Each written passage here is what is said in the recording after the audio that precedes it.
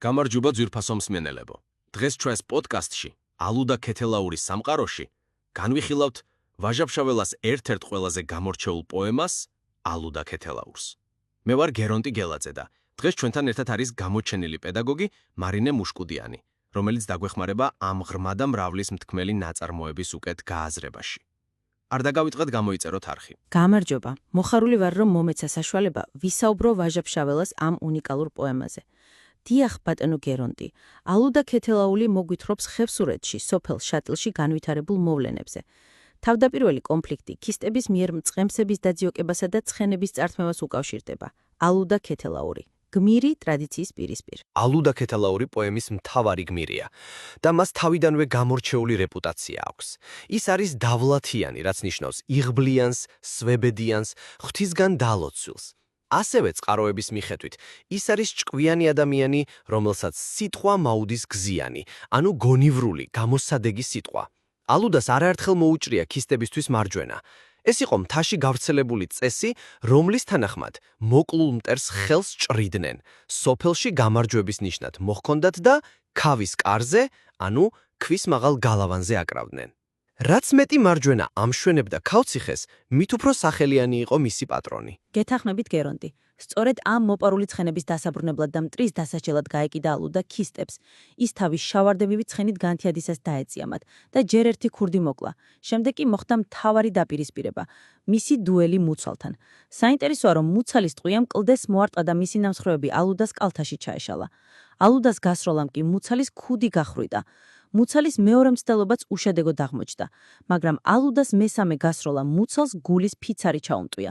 მომაკვდავმა მუცალმა მთის ბალახი მოგლიჯა და ჭრილობებზე დაიფარა სისხლდენის შესაჩერებლად. სიკვდილამდე მან ალუდას შესძახდა, რომ მისი ძმაც მოკლა და ახლა თვითონაც. როდესაც მიხვდა, რომ მისი დასასრული იყო, მუცალმა თავისი თოფი ალუდას გადაუგდო და უთხრა, რომ არ სურდა ის ზღვის ხელში ჩავარდნილიყო. ამის შემდეგ ის გარდაიცვალა. ალუდას ამ სანახაობაზე ცრემლები ჩამოუვარდა და გადაწყვიტა, რომ მისთვის მარჯვენა არ მოეჭრა. ის ცოდვად ჩათვალა ასეთი ვაჟკაცის სიკვდილის შემდეგ მისი დასახიჭრება და ღმერთს მისი სულის ცხონებაც კი შესთხოვა. ის შეაქო მუცალის გამზრდელი და მას თავზე ნაბადი დააფარა. ეს არის გარდამტყვეტი მომენტი პოემაში. აბარა მარინა, ალუდას ეს ქმედება მუცალის მარჯვენის არ მოჭრა, მკვეთრად ეწინააღმდეგებოდა ხევსურულ ტრადიციას. როდესაც ალუდა შატილში დაბრუნდა და ეს ამბავი მოყვა, ხევსურები, განსაკუთრებით ახალგაზრდები აღშფოთდნენ. მათთვის ქისტის ცხონება არ დაწერილა რჯულადა. ანუ, მათი რელიგიური კანონებით მტრის მუსლიმის სულის ხსნა დაშვებული არ იყო. მათ უხეშად მიმართეს ალუდას უწოდეს ქალაჩუნა პიროვნება და ურჩია იარაღის შეგდბა, რადგან ვერ წარმოედგინათ, რომ მან ქისტი მოკლა და მარჯვენა არ მოაჭრა. მათ ალუდას ბრძოლიდან გამოქცევა და სიცრუის თქმა დააბრალეს. სოფელმა ზორგი აქცია ქეთელაურზე ცუდად ლაპარაკობდა მის შესახებ. ეს გვიჩვენებს, თუ რამდენად ძლიერი იყო თემში დადგენილი ტრადიცია და როგორი სირთულეების წინაშე დგებოდა ის, ვინც ამ ტრადიციას ეწინააღმდეგებოდა. დიახ, გერონტი. ამ დაძაბულ სიტუაციაში შატილში ალუდას მეგობარი მინდია გამოჩნდა. მან მალევე გაიგო ალუდას ლანძღვის ამბავი და გაბრაზდა. მინდიამ ახალგაზრდებს გაუჯავრა და მოუწოდა, რომ ენა ქარქაშამში დაეჭირათ და ვაჟკაცი ადვილად არ ეთქვა თაუგი. მან თქვა, რომ მათ სისხლი უდუღდათ და გრძნობებს აყოლებილები იყვნენ, გონებას აჩაგრებდნენ ემოციებს. მინდიამ ალუდას დასახვევად მოჭრა მუცალის მარჯვენა და მიუტანა მას, რომ ქავზე გაეკრა. მაგრამ ალუდა განრისხდა და უთხრა მინდიას, რომ თუ ხელის მოჭრა ენდომებოდა, თავადაც შეეძლო ამას.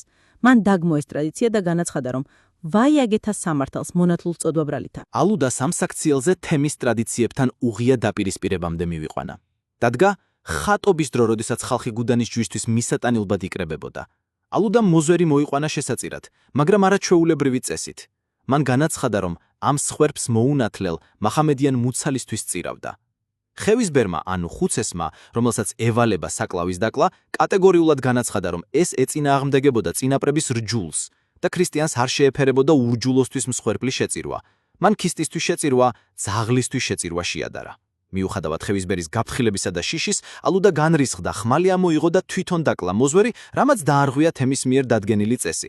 ამ საქციელში ალუდა არ ნანობდა, არამედ ღმერთს თხოვდა მიეღო ეს მსხვერპლი მოუნათლელ გმირისთვის. ამან გამოიწვია ხევისბერი სახშფოთება, რომელმაც ხალხს მოუწოდა, რომ თემიდან მოეკვეთათ ალუდა, განედევნათ ცოლშვილად უცხო მხარეს, დაინგრიათ მისი სახლკარი და გადაეწვა საძოვრები. ხევსურები ნასვამ მდგომარეობაშიც კი ალუდას წინამდე აღსდგნენ.